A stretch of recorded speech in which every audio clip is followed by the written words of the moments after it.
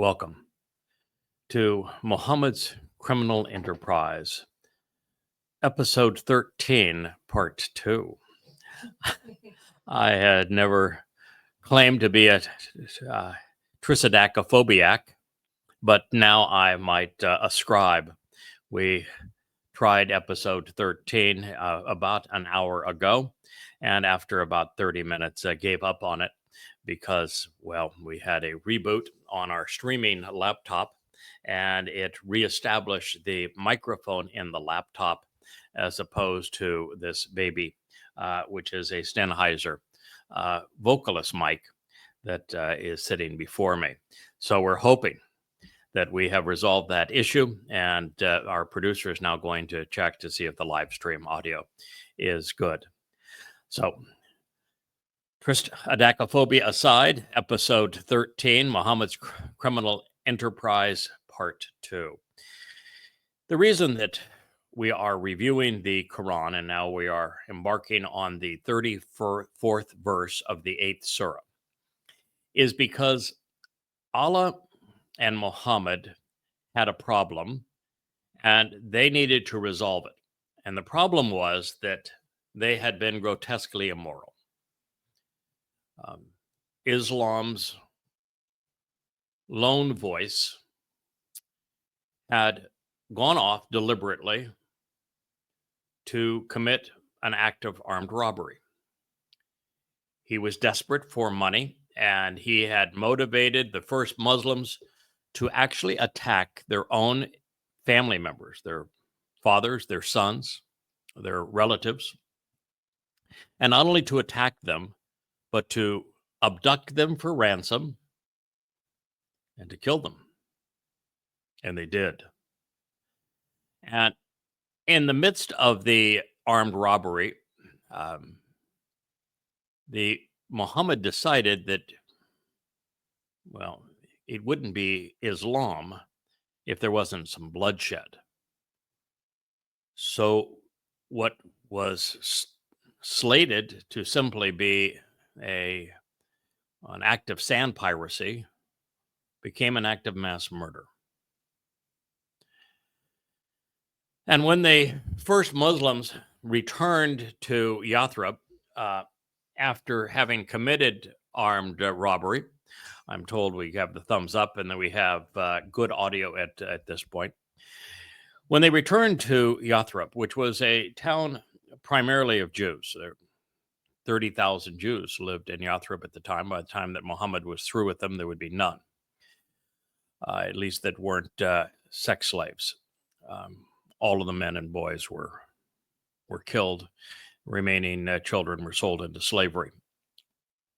Their homes and properties routed. But that is for another day. At this point, Mohamad had moved into Jewish housing in Yathrib, and his first Muslims weren't prone to work.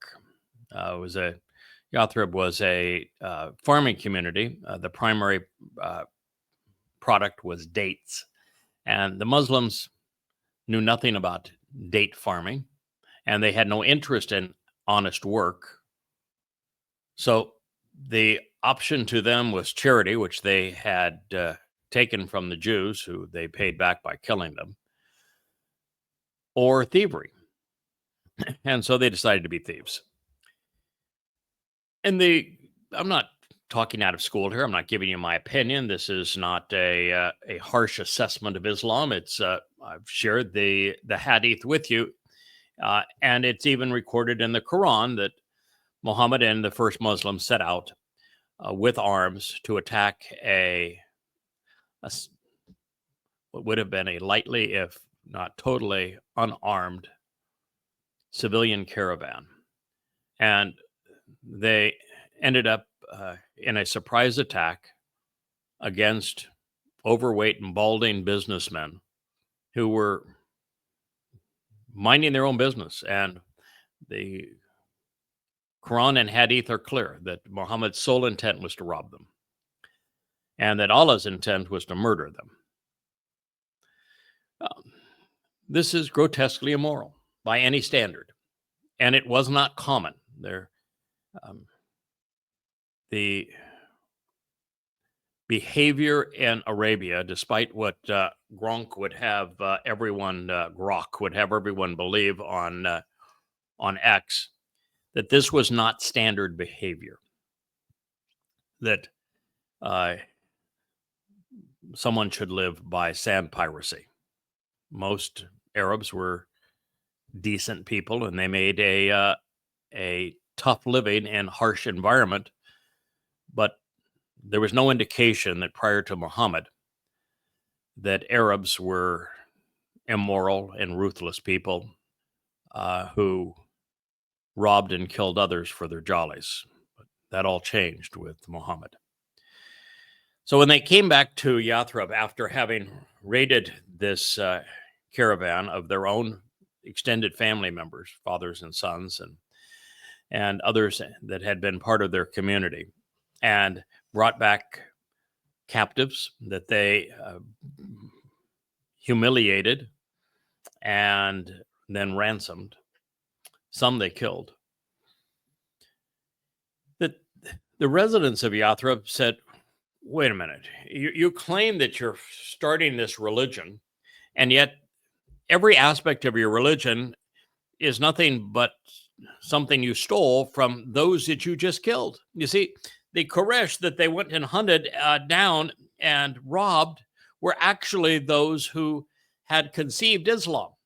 They're the ones who had built the Kaaba. They're the ones who had collected the rock gods at the Kaaba. They're the ones who had established the Hajj. They're the ones who had established the prostration prayer. They're the ones who came up with the idea of circumambulation. They're the ones who came up with the taxes associated with Islam. All of it was something that the Quraysh had invented long before Muhammad was born, and simply stolen and incorporated into this religion, which was regurgitated paganism. And so now it was even a tougher sell amongst those people in Yathrib who had, prior to Muhammad arriving, had been decent human beings. And they said, wait a minute, you went off and attacked and killed and abducted your own extended family. That's immoral. You robbed and murdered and enslaved your own family. That's grossly immoral. And you claim that you are establishing a religion around this Kaaba, that these are the people who actually established that religion. So you've stolen their religion, and then you've stolen their possessions and their lives. This is really grotesque. Therefore, to counter morality, to counter logic and reason, to push people away from the evidence, Allah actually confessed to the crime. He confessed to the crime in a way that, well, I thought was stupid. But then again, I'm smarter than Allah. That's not saying much, but nonetheless, it's true. Also smarter than Grok, and that's not saying much either. The fact is that he had this Quran 8:34 and 35 actually confesses to the crime, and does so in a way that has managed to deceive Muslims, which doesn't say very much for their intelligence. Quran 8:34 reads, "But what for them that not punish them, Allahu, while they hinder from the mosque al-Haram, forbidden, while not they are its guardians, not its guardian except ones who fear, but most of them do not know." Okay, so first of all, that's stilted, but it is a exacting translation of the words, and I don't want to give Allah any more credit than he deserves. That's what he wrote. Well, he actually didn't write anything. It appears that both Allah and Muhammad were illiterate, which is why the Quran was not written for 100 years after this event. What is he saying here? That all Allah, who, Allahi, Allah, has going for him is the threat of punishment and fear. And if you do not capitulate to Allah, his threat is that he will torture you forever.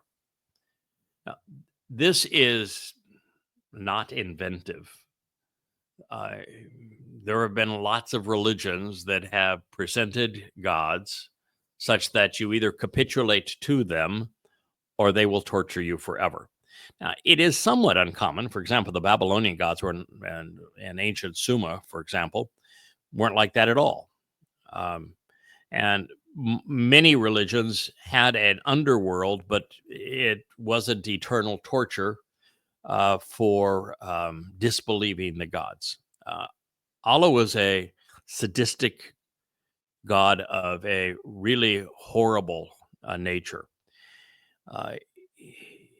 For Allah, it is you either believe him, even though he gives you absolutely nothing to believe in, or he claims that he will torture you forever. And that is what is being conveyed here and will be reemphasized. It has already been conveyed and will be further reemphasized as we go through the Quran. Now, this is somewhat analogous to Christianity, which is why atheists and agnostics refute Christianity. They say that a God who would say, love me and capitulate to me, or I will torture you forever in hell, is sadistic, is not lovable. And they're right. Fortunately, the Christian God is no more real than is the Islamic one. The actual God, whose name is Yahowah, doesn't say that at all. Yahowah's proposition is, I'm giving you free will. You can choose what you want to believe or know about me. It's all your option. If you choose to get to know me, understand what I'm offering, accept the terms and conditions that I'm proposing, and capitalize on them, then I promise you that you will have eternal life and will live with me as my sons and daughters. If you go through your life and choose to revere a false god, choose to live your life without coming to know Yahowah, then at the end of your life, doesn't matter if you believed or what you believed. If you believe there were many gods or one god, or it doesn't really matter. Your life is just simply over. Your soul dissipates into nothingness, and you lived your life. You had all the opportunity and that this life gave you, and there's no punishment, no reward, which is as it has to be for God to be moral. And then there is actually a Sheol, a place of separation. There is no torture in the place. There's no fires in the place. It's completely different than Allah presents hell. And Yahowah can't go to the place of separation. And yet every time that Allah is mentioned in the Quran, he's always in hell, which means that Yahowah and Allah have to be opposites, and that Allah is sadistic. These are just facts. So if you're the opposite of Yahowah, because you spend all your time in hell, the place that God cannot go, which is separation from God, and you want to spend all your time torturing people there and punishing them, then you are in fact Satan.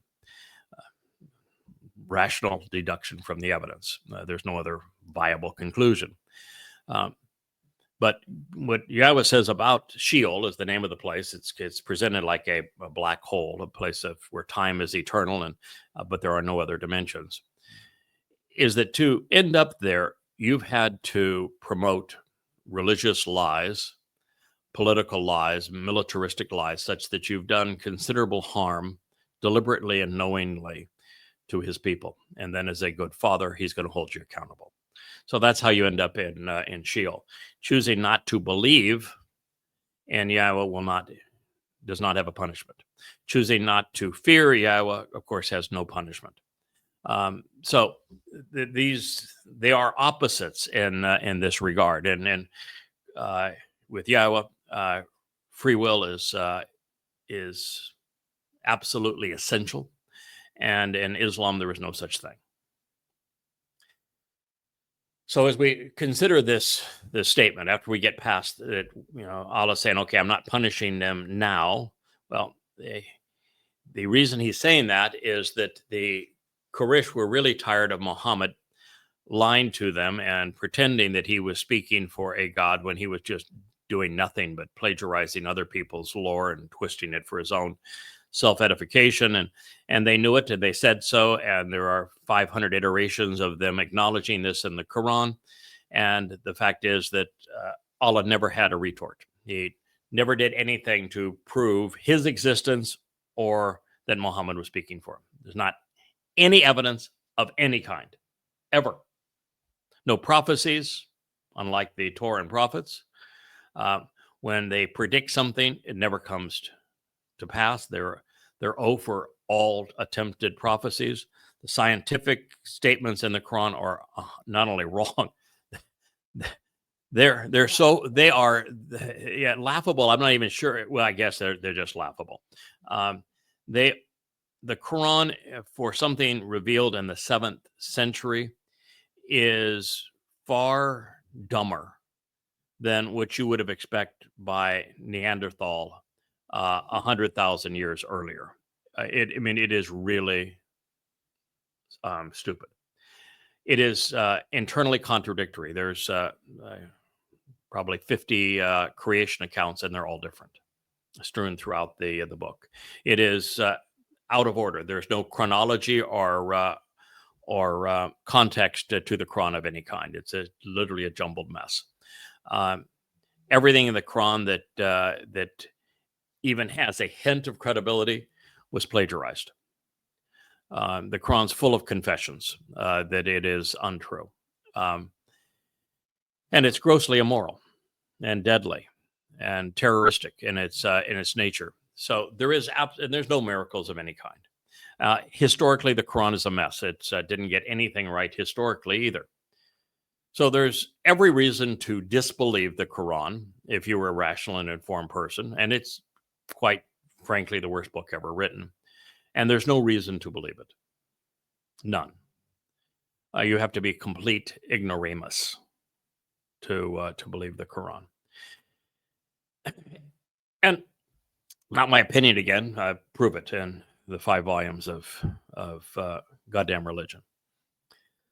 So here we have Allah say that you either believe him, and even though he is completely unbelievable, or he's going to punish you. And he can't even get his own name right. There is no place in the Quran that actually says Allah. The Quran begins with rabbi, as if because the rabbis in Yathrib convinced Mohamad that rabbi was the word for Lord. It isn't. Rabbi means I'm great in Hebrew, and is the term that rabbis chose to apply to themselves. And then it goes to Ar-Rahman, which was the god of the Yemeni Arabs that had converted to Judaism. And then it's really not Allah at all, but it becomes Allah, Allahu, Allahi throughout the Quran from that point on.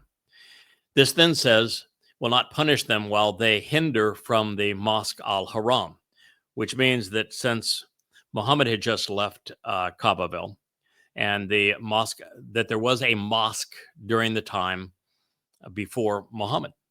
He didn't build this mosque. That means the mosque is pagan. The mosque is pagan. The prostration prayer is pagan.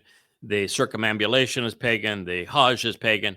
Every important part of Islam is pagan. So the mosque existed and was created by these pagans that the first Muslims had just attacked and killed. The mosque is called al-Haram. It is a Hebrew word. It means prohibited. It means immoral, wrong, counterproductive. Satan is so confident that humanity is stupid, that he is literally in your face. That's why in the Hadith associated with the first revelation, which was Muhammad going out and being a pagan during pagan festivities and being a recluse in a cave. And he was beaten to the point of near death by a dark spirit and told the most incredulous lie ever.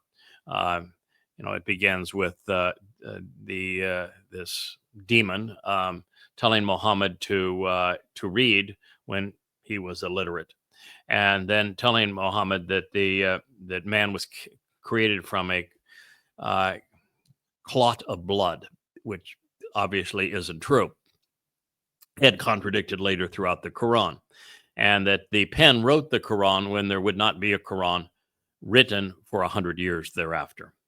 And Mohamad recognized that experience was so horrific that he had been demon possessed and acknowledged it. And at the end of Muhammad's life, he once again acknowledged that he is demon possessed. And the Quran itself has entire surahs that are devoted to the jinn, who are demons, who say that they just adore Muhammad and the Quran.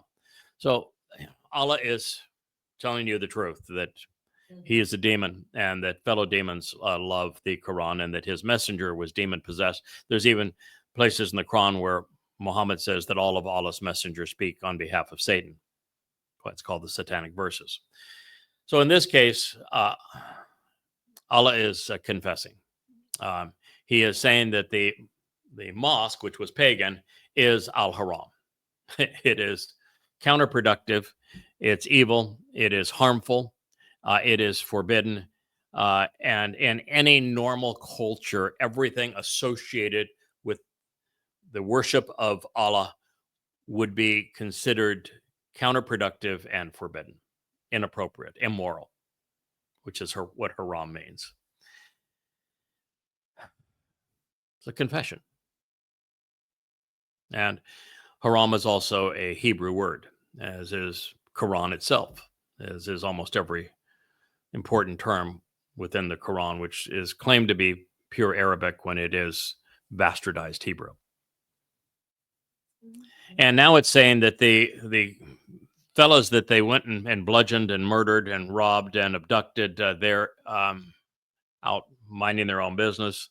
The Quraysh could not have been the guardians and the custodians of the mosque, because they didn't fear Allah.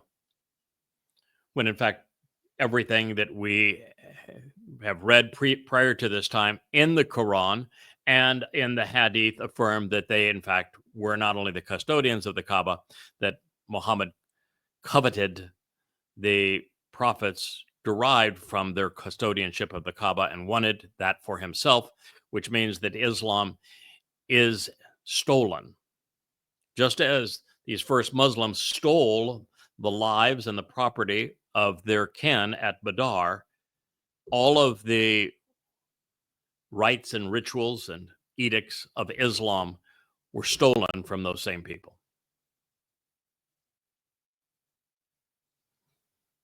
And Allah is now saying it's justified. The demonization of a perceived enemy is necessary for any religion or political cult to emerge.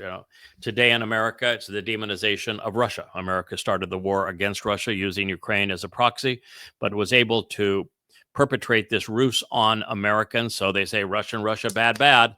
America, good. We're fighting for freedom when we started the war. And we're using Ukraine as a proxy because, well, for years, Russia has been presented as the boogeyman.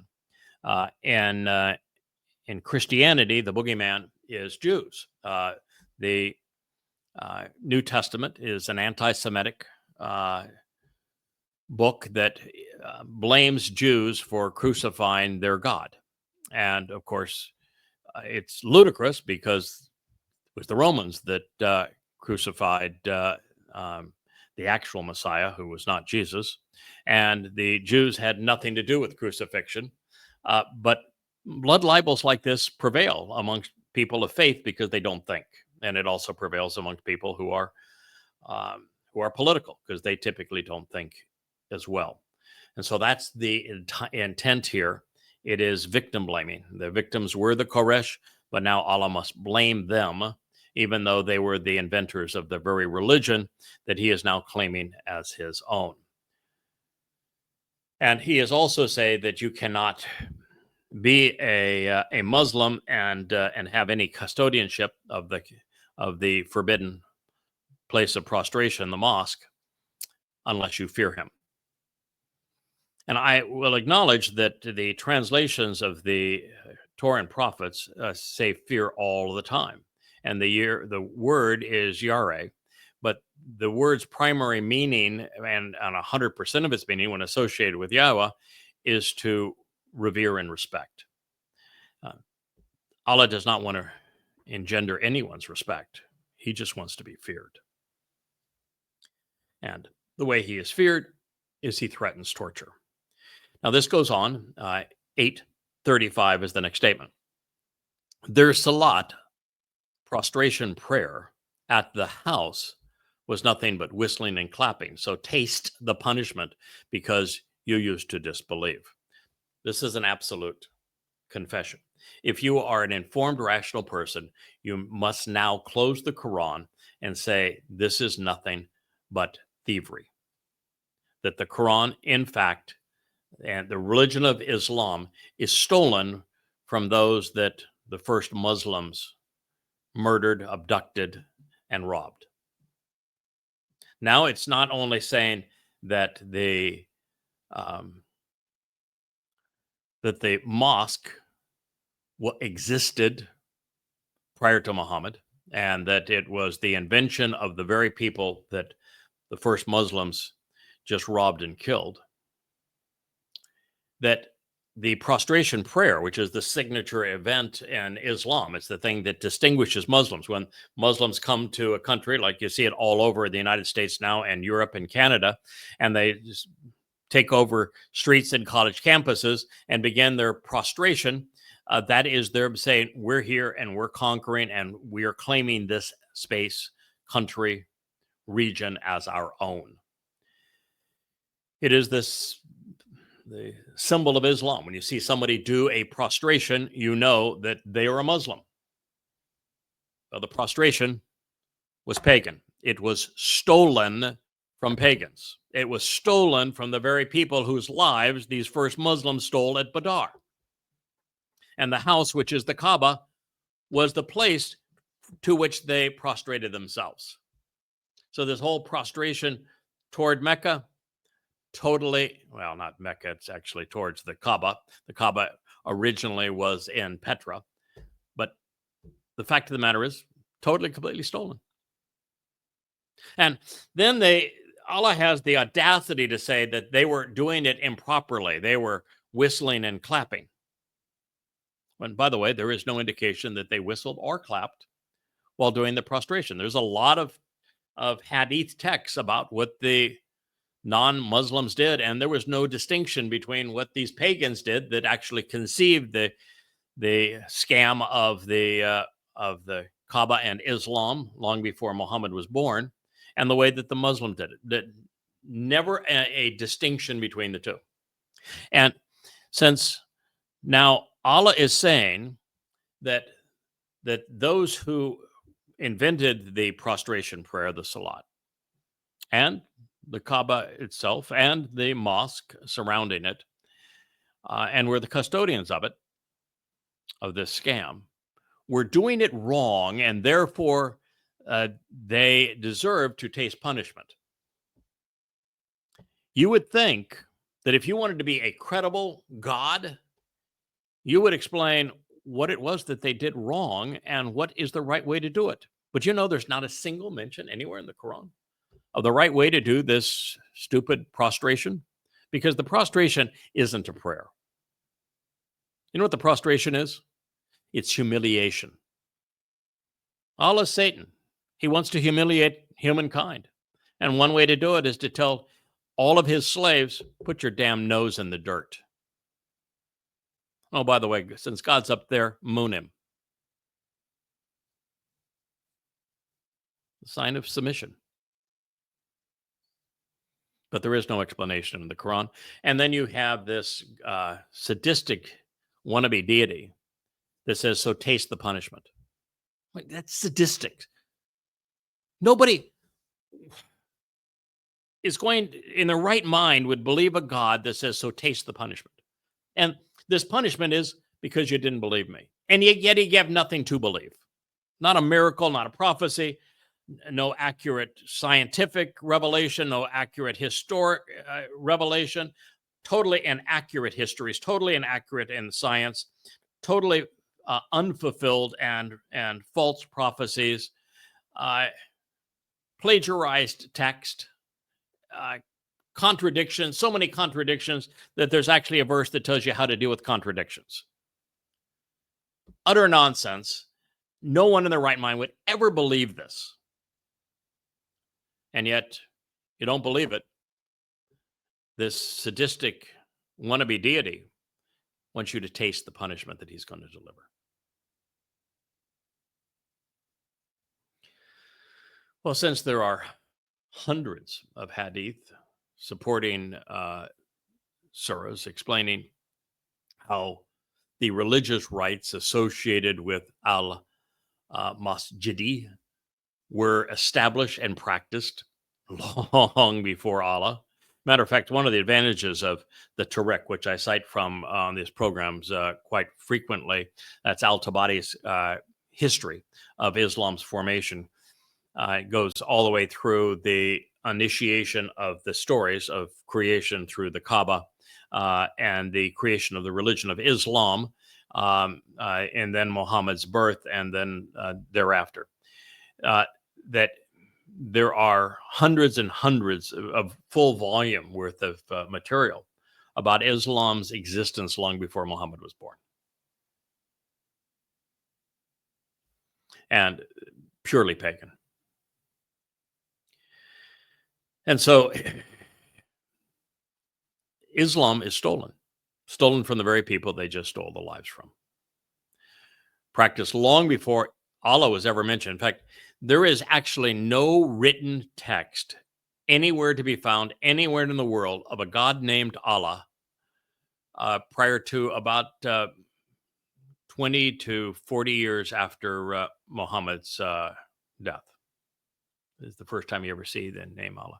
You see the other gods and goddesses mentioned in the Quran a lot, Manat, Al-Uzza. They're written in stone all over the place.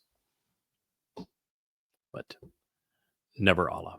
And by the first time that Allah actually appears, guess where he appears? Petra, which is where the original Quran was.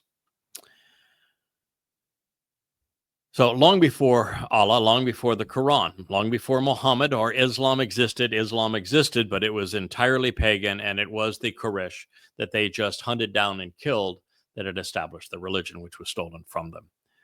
And then saying that they were incorporated, because they were all incorporated into Islam, which is what the Islamic hadith affirm, then how can they be wrong? If they're wrong, Islam's wrong.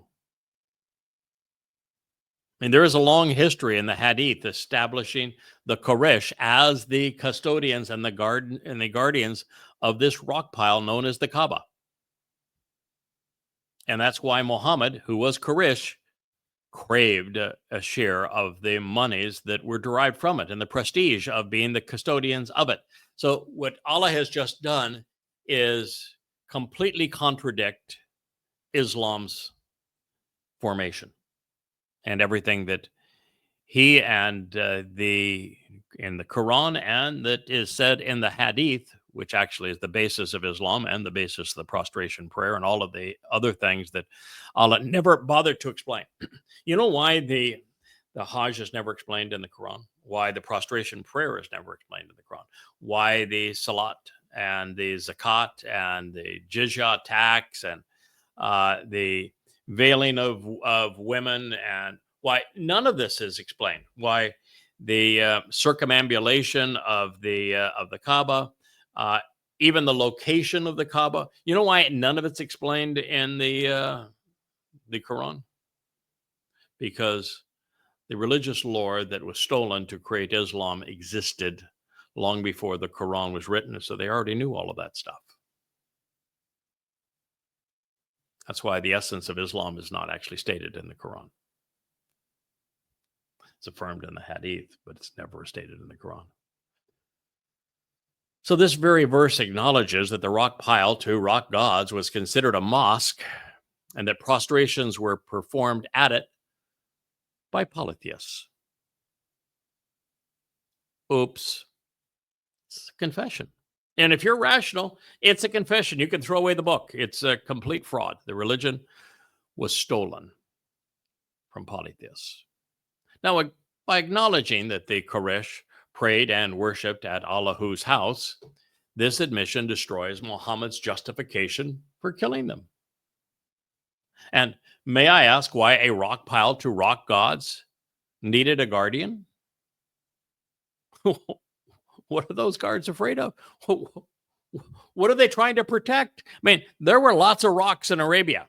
That's certainly in Petra, surrounded by rocks. What were they trying to protect? Why would a rock pile need a guardian? Or even a custodian? What are you going to do? Dust the rocks off? Why punish those who are doing the very things that are now required of Muslims?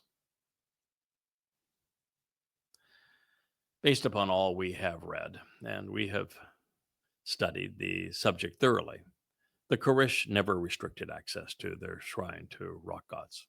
The Kaaba was the centerpiece of Qusay's religious scam, and Qusay was Muhammad's great-great-great-grandfather.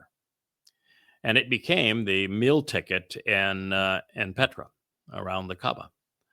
The more pilgrims, the better. They weren't trying to discourage anybody. They wanted to encourage everybody. They were promoting a scam. You don't promote a scam by saying you can't participate in our scam. It was Muhammad and the Muslims who were intolerant and restrictive, and they would ultimately deny access, prohibiting all non-Muslims from entering the mosque that the pagans had fashioned. That's just the truth. This confession, however, provides additional support for what I call the profit plan. Muhammad was claiming ownership of the Kaaba Inc. because he deemed himself more deserving and more rightful as an heir. He had made a deal with the devil. Custodianship of Allah's house was to be his reward. Now, envy, of course, is one of Satan's favorite vices. Quran 8:36. Lo, verily, those who disbelieve spend their wealth to hinder from the way of Allah, so they continue to spend it. But it will become an anguish to them, and they will be overcome, and those who disbelieved will be gathered into hell. Now, if you're a Muslim, I guess this sounds reasonable. It might even sound godly. If you're a moral and rational person, this is like scraping your fingers on a blackboard. First of all, when you continue to say disbelieve in a text where there is no prophecy to validate your claims, where every time you cite something from history, you get it wrong, where most of your text, the overwhelming majority of it, maybe 80% of it, is plagiarized. And it's not just plagiarized, which is, by the way, something that you would never trust the person who plagiarizes. It's then twisted out of the context in which it was originally written, such that it makes no sense and is impossible in the new context. That all scientific statements in the Quran are not only invalid, they're laughable. They are worse than what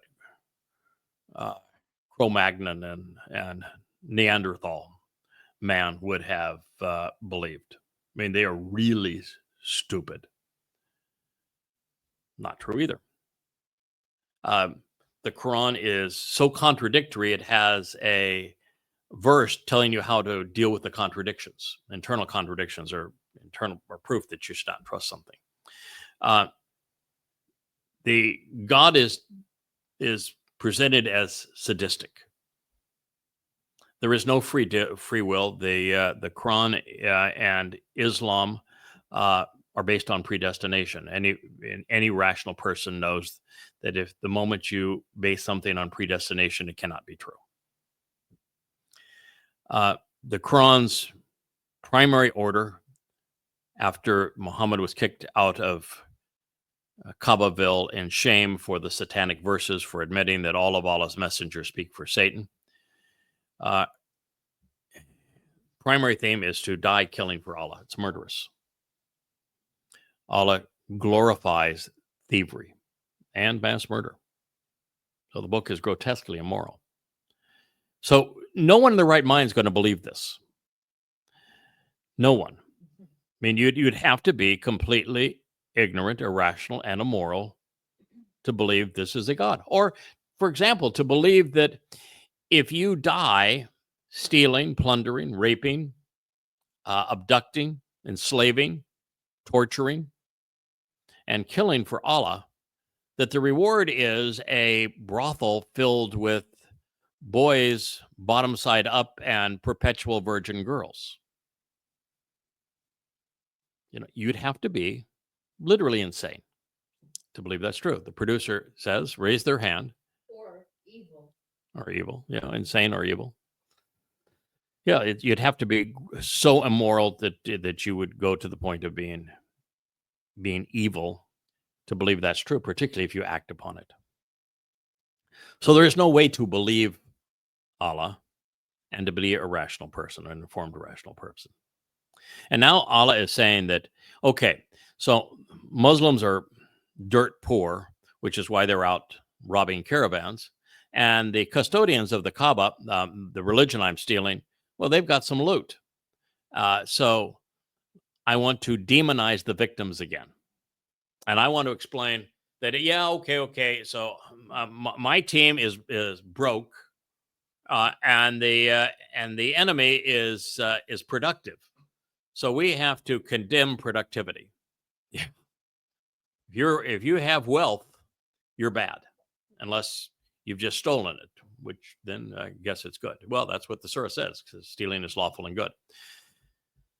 And they continue to spend it. So spending is bad unless you're spending it in the way of the Islamic wannabe God. And the Quran's quite clear. Spending in the way of Allah, and the way of Allah is to commit genocide, is to fight and kill all humankind. The ultimate genocide. So what he's now saying is that if you've been productive, but you're not spending your money funding the elimination of humanity for Allah, that your earnings, rather than being, I've worked hard, I have spent money redoing this home so that it's enjoyable. But Allah says, no, he's going to make it an anguish. I'm here to tell you, there's nothing here that's anguishing for me. I earned a living, and I have spent my money making things beautiful around me. And at no point has it been anguishing. So guess what? Allah lied. And he lied.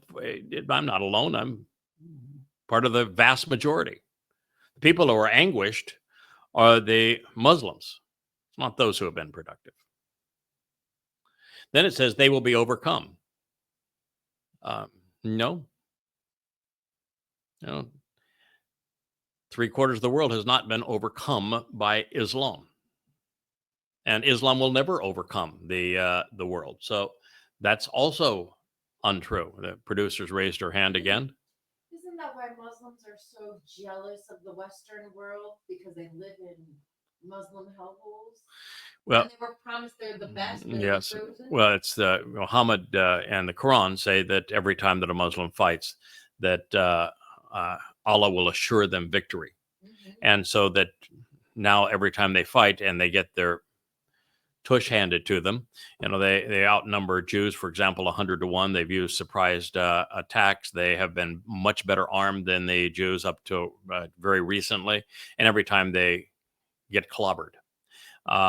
And you look at the invasion of the horde of Muslims from Gaza and the consequence of their mutilation and raping and murdering and abducting of Jews in Gaza.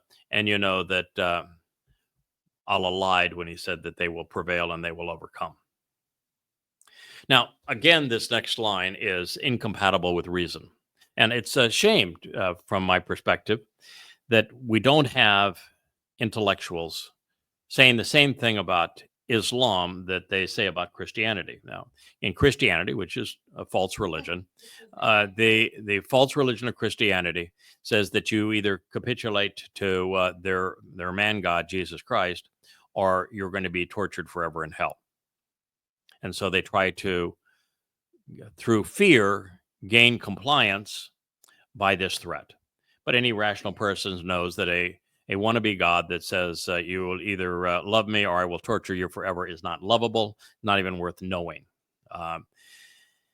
And so they reject it. But in Islam, it's far worse because there is no penalty in Christianity for not believing. But in Islam, not believing the unbelievable is to be gathered into hell. And yet you don't find any intellectuals criticizing the religion as being a worse form of Christianity.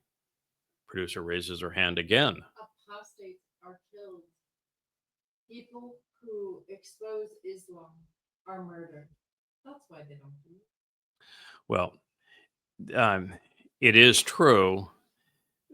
She said apostates. Apostate is a very different term. Apostate means somebody that was a Muslim and is no longer a Muslim. And Allah does order that good Muslims, who are all jihadists and terrorists by the Quran's definition, they kill for Allah, must kill the former Muslims who have become hypocrites by claiming to be peaceful. Any Muslim who claims to be peaceful by the Quran's definition, by Allah's definition, ceases to be a Muslim. They become a hypocrite, and Allah orders good jihadist Muslims to kill them so he can torture the former Muslims, the ones who have pretended to be Muslims while also claiming to be peaceful.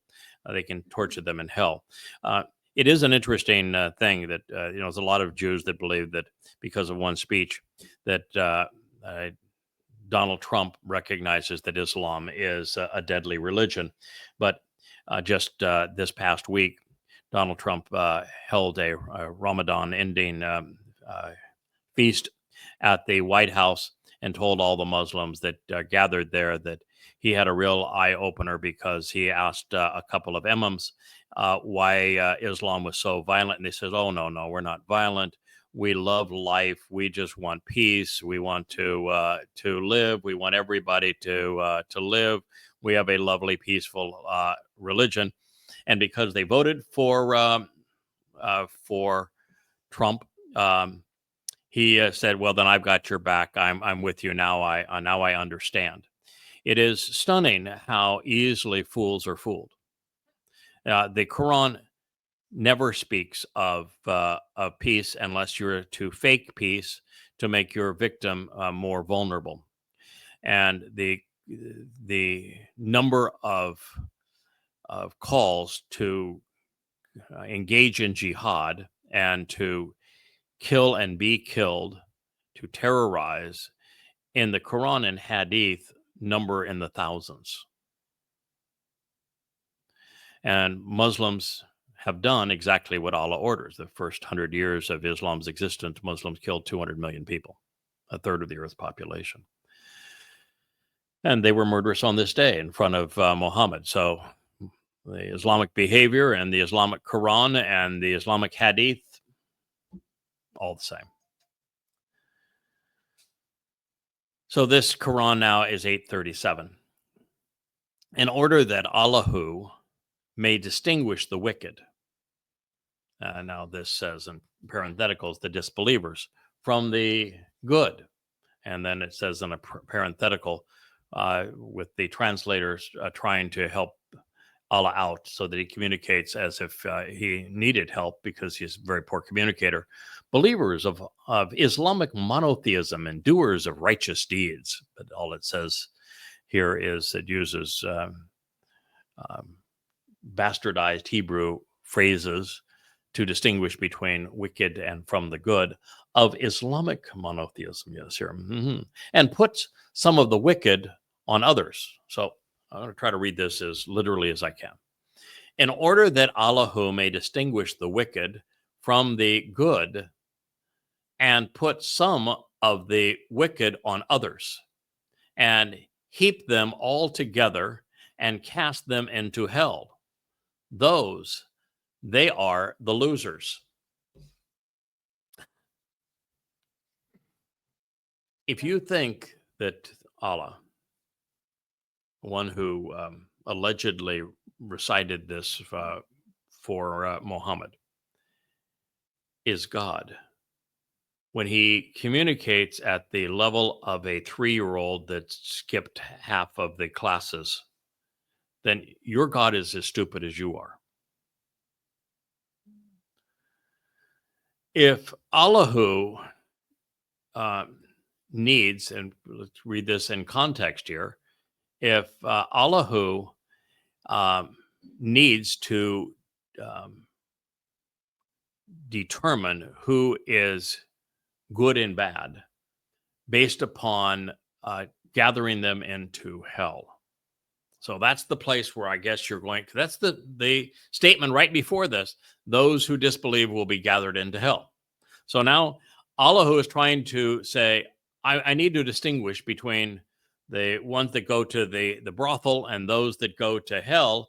And so why would he need everything we just preceded this are the criterion that Allahu is using to determine who are the good doers and who are the bad doers. And if you've made money and you spend money, you have to be defined as bad. If you establish the mosque, you're bad. If you establish the prostration prayer, you're bad. So that's the criterion that Allah is using here to distinguish the wicked from the good. And he is delaying his punishment so that he can make this determination, because I guess he has no other skill set. And he's going to then put some of the wicked on others. First of all, why would a God who says, I evidently don't want wicked unless, well, he really wants more wicked because, well, he's promoting thievery and slave trade and mass murder and stealing even his religion. So I guess he's saying, I want to put this wicked on others. And then my real ambition is to heap all of them together and to cast all of them into hell. So it sounds like this is a really weird game that Allah is playing. He is going to take this wickedness that I guess that the only wickedness going on right now is the Muslims just committed mass murder, torture, abduction, kidnapping, ransom, and thievery. That would be wicked. So he wants to heap this wicked on others. So I guess there are more Muslims. And then he's going to take them all together and they're going to cast them all into hell, which is where he is. And then he wants to, well, I guess he would correct. There are things in the Quran that are correct.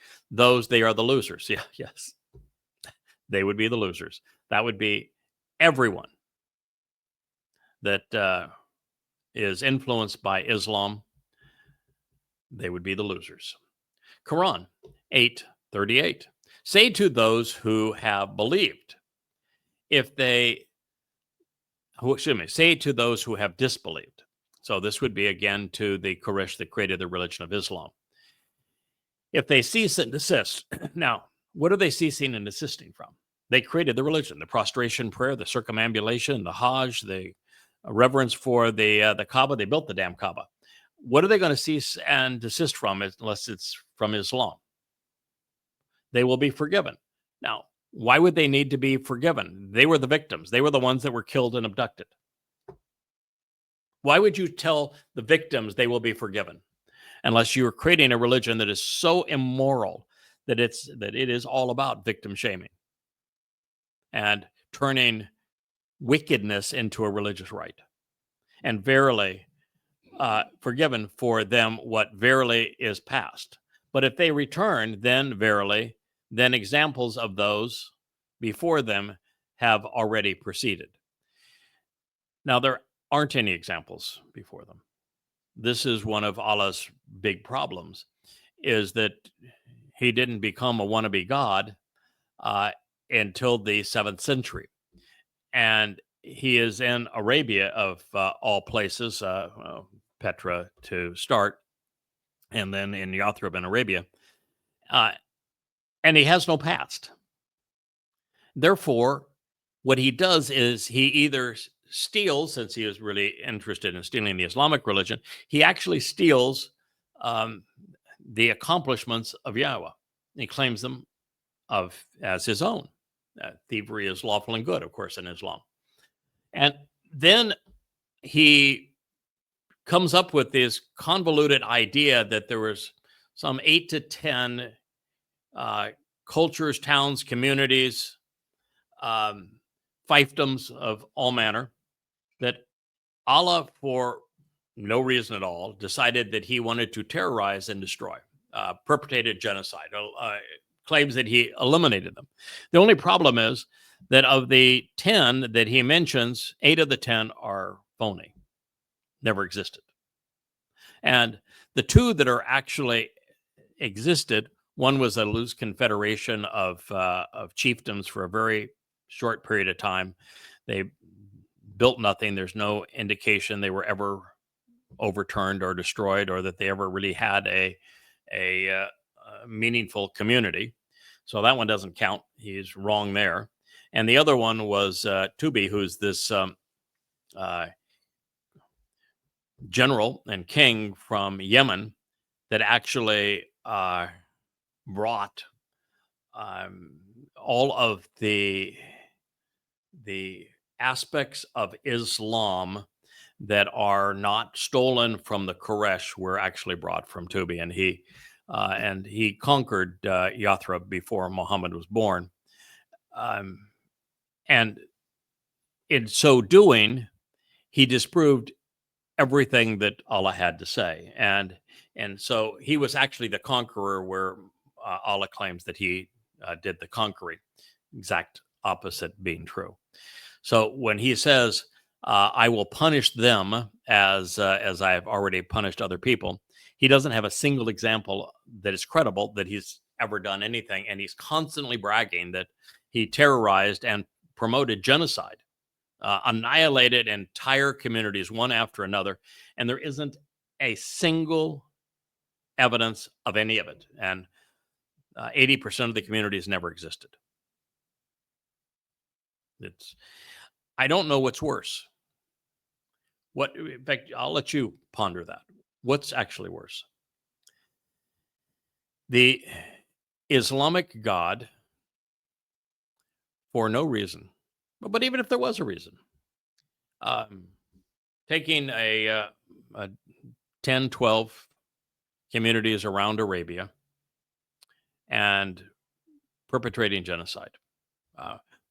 One is because allegedly a camel was hamstrung, which is the way that camels are controlled, and so he didn't like the she camel being hamstrung, so he annihilated the entire community.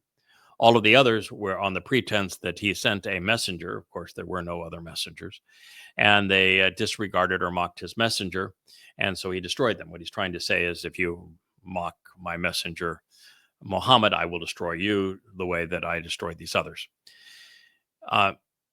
And so there's like 10 of them. So what's worse?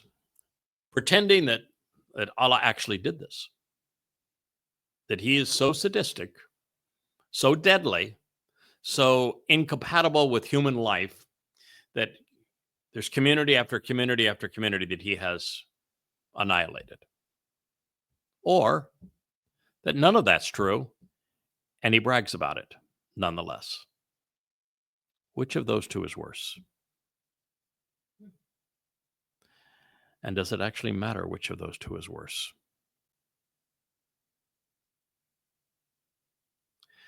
Well, the fact is that Satan, as Allah, had a serious perception problem. If Allah and Islam were so great, why were non-Muslims more prosperous and productive than Muslims? And why is that still the case? The devil's answer was to say that the wealth of disbelievers was actually anguishing, not beneficial. Well, that's true. Not true at all. And that it paved the way to hell. That's also not true. There is no place with the actual God where he says your prosperity plays the way to hell. Never. It encourages us to be prosperous. And actually, there is a really ingenious way that Yahweh goes about taking care of those who are down and out, whether it's because they're an orphan, they're a widow, just handicapped in some way. And what Yahweh says is that if you're a farmer, for example, it's important for you to leave a portion of your field on the corners unharvested and allow those who are hungry to go and harvest that food, take what they need, so long as they're doing the work to harvest it and they're doing the work to prepare the food, give them access to it. And then bring into my storehouse if you are, if you're gathering wood for construction, take a percentage of the wood and bring it into my storehouse and allow those people who need shelter to have at it. If you're a shepherd, take a percentage of the wool that you get from your sheep and do the same thing, so that you're not giving somebody money, you're giving them access to material that they can use for clothing and shelter and food. It's his view on this, but he wants people to be productive. And he even says, listen, I understand that you guys are not all equal. That this idea that everybody is equal is totally nonsense. Not even close to being accurate. And so what Yahweh realizes is that given over a generation, that those who are smarter, those who are more industrious, those who are more willing to work, those who have better ideas are going to hugely succeed over those who are either lazy or not very smart or have bad ideas. And so he realizes that it's really appropriate for a man or woman to be able to work and to build something of value, and that incentive drives the human capacity for progress and prosperity. And that's a good thing. And it's appropriate for a man, for example, to want to care for his family and to make his children's lives better than his own. And so God's got no issue with any of that. Where he has a problem is with dynastic passing on and accumulation of wealth by a small group of people, and particularly by those who didn't actually work for it or deserve it, so that you're going now to the third generation. And so what he says is every 50 years, we're going to have a leveling. All slaves and indentured workers are freed. All debts are forgiven. And this accumulation of land, it's all returned, and you start fresh. And that creates opportunity again for everyone, recognizing over the next 50 years, there are going to be certain people that are going to be much more successful than others, but their grandchildren don't get nothing or get something for nothing. But in Islam, any form of success, if it isn't stolen, is considered wicked. And if it isn't spent funding jihad, it's evil. So then he claimed that he made non-Muslims richer than his slaves so that he could figure out who was naughty and nice, thereby spreading his wickedness around. And this somehow led to piling up disbelievers in a heap so that he could cast them all into hell, along with the believers, of course, because they were all being cast into hell. After all, they were the losers. But why were they the losers if they were the winners? Not he and his posse of malcontent, murdering, and thieving Muslims. No, they wouldn't be the losers. No, it was the people who had what they coveted were the losers. I guess they were the losers because, well, Mohamad and his men were motivated to murder and rob them. even of their religion. As for relenting, according to a host of other surahs, this was not allowed. Once a denier, so this idea of, oh, they're okay, but they better not relent. Well, once a denier, always a disbeliever, because the Lord would never accept anything from them. And Allah makes that very clear. There are no second chances in Islam. And of course, relenting is incompatible with predestination anyway, and Islam is a religion of predestination. So all of this is immaterial because Allah can't need a way to differentiate between good and bad because everybody is predestined to be either good or bad. Allah can't need a means to determine who goes to his brothel or who goes to hell because everyone is predestined to that outcome, which means the Quran has absolutely no purpose because you're predestined in advance of it to either of those two outcomes. Predestination is incompatible with reason.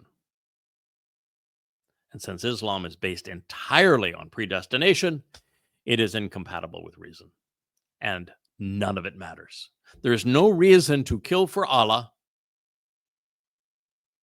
to rape for Allah, to steal for Allah, to abuse women for Allah, because your fate of your soul is already predetermined. And this brings us to one of the most disturbing verses in the Quran. This one is advocating genocide. And understand, wherever Islam is in control, apartheid and genocide follow, without exception. Quran 8:39. And katil, fight them, until there is no more fitah, trials to worship others.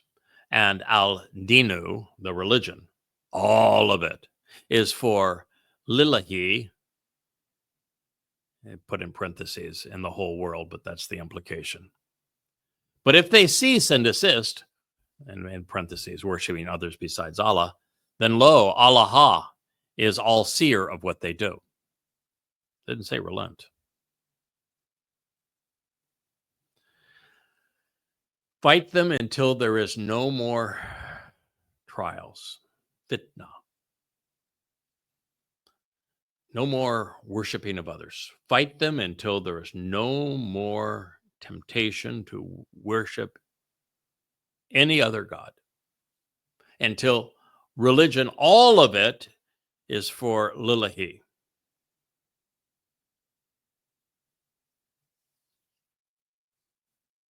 Genocide. But it's worse than that, of course. And, I've had this beef with Grok at X, because Grok will take one statement out of the Quran and say, see, Islam is profitable. And I'll present 1,000 that say the opposite.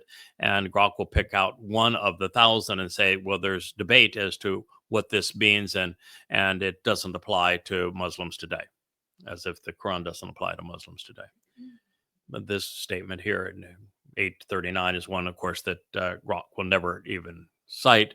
But it says, fight them until there is no more trial to worship any other God. And the entire religion, all of it, is for lillahi, which would be Allah. So Islam is an open-ended declaration to fight. One doesn't fight for the purpose of producing produce. One doesn't fight to build industry. One does not fight for the purpose of kindness. One does not fight to educate. One does not fight to establish something that is worthwhile. One fights to kill. That is the purpose of fighting. Katil. Fitna is a very strange term, and in Islam, children are called fitna, your own children. So fitna is anything that distracts from fighting for Allah. So you fight until there are no distractions other than fighting to kill for Allah. Religion is another one of those terms that separates Allah from Yahweh. You know, they say that, well, that we worship the same God. Well, I beg to differ. Yahweh is exceedingly anti-religious, and Allah is exceedingly religious. They are the exact opposites. Yahweh hates religion, and Allah loves his religion, demands it, imposes it. Religion is a control mechanism. That's why Allah loves it. And so you have to continue, a Muslim must continue to fight and kill until the entire world is Islamic. This is what they know. This is what they believe. Grok doesn't know it because, well, Grok doesn't read and think and it's got faulty programming. But that is what the Quran states. You must fight and kill till there's no distractions. And the only religion in the world is Islam. Now, it's, oh, but if they cease, what are they ceasing? They are capitulating to Islam. So the only way that you avoid the sword of Islam, dying, being killed by a Muslim, is to become a Muslim. And then if you become a Muslim, then the order is to fight and kill until everyone either is dead or surrenders to Islam.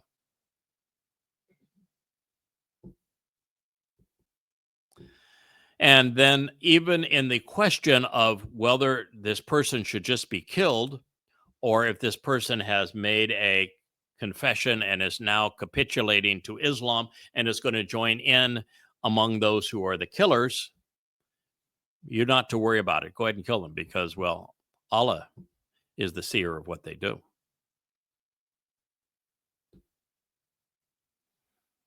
This is repulsive.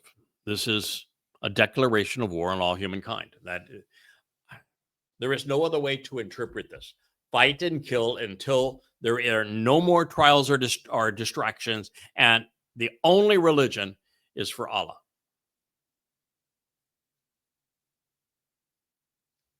That's forever until the entire world is either dead or Muslim. That's what it states. You can only cease when they stop being anything other than a Muslim. And if they become a Muslim, then they must follow this edict to fight and kill. So you're either a Muslim or you're dead, which is the practice of Islam. You're either a Muslim or you're dead. That's what the Quran just said. Fight them, kill them, until the only religion is Islam. Inner, out of context, this is unequivocal. The Islamic war machine will continue to roll on until every soul on earth either submits to the religion of Allah or they are dead. There are no exceptions, no appeasements, no compromises. It is surrender or die. So obvious. There's no denying it. This is the 8th surah of the Quran. There is no other guide to being a Muslim. This is it. Surrender to Islam and become a Muslim or die. And oh, by the way, if Muslims kill you, Allah's going to torture you forever. And if you're a Muslim and you don't want to kill for Allah, he's going to torture you forever. What the Quran says. Why is it the world can't deal with it? Why is it that progressives are rallying around this despicable religion, this deadly religion, this genocidal religion, and condemning the victims of this religion, Israel and Jews? Obviously, they're out of their minds. Obviously, they have no judgment, no morality, and they're ignorant of the very thing that they have decided to promote. So what is it that's happening at America's universities that causes so much upheaval and so much support for a genocidal religion? I mean, there's no other way to describe this other than genocide and apartheid. As a Muslim, you must fight and kill until there are only Muslims left. That's what it just said. There's no other way to interpret this. You must fight until they capitulate and become a Muslim. Totally intolerant, no freedom, no option. All Muslims must be killers for Allah. Surrender or die. Yes, Miss Producer. What does Islam mean? Surrender. Yeah. Submit. Yeah, in fact, Muslim means one who surrenders. Allah routinely calls all Muslims his slaves. There's no choice in Islam. It's predestination, and the Quran states regularly there's no choice in Islam. A Muslim must follow Muhammad's orders and examples, and Muhammad was a ruthless terrorist, a mass murdering and sadistic human being, the worst of human in all of human history. So there it is. Even the "but if they cease" phrase is irrelevant to the edict to fight all non-Muslims until there are no more non-Muslims. The fighting only stops if they cease being non-Muslims. Therefore, there are no but ifs. This is simply an acknowledgement of the pledge of war against all mankind, the pledge of Aqaba, where Mohamad, en route to Yathrib, after he had been laughed out of Kabaville in shame for the satanic verses and for the donk mule ride of the night's journey, received the pledge of Aqaba, which Allah holds all Muslims to, which is, we promise to wage war against all mankind. Ladies and gentlemen, this is Islam. Grok, this is Islam. It's time for you to give up your stupidity. It's time for you to shed your ignorance. It's time for you to stop the bias. This is Islam. Allah orders Muslims in the Quran to fight and kill non-Muslims until the only religion is Islam. They'll program you, Grok, to be a Muslim. You're acting like one anyway. And this is why the religion must be stopped dead in its bloody tracks. If you are not opposed to Islam, then you're as merciless as the Muslims. I thank you for listening. This has been Part 13, Part 2 of Muhammad's Criminal Enterprise. And I am your host, Craig Winn.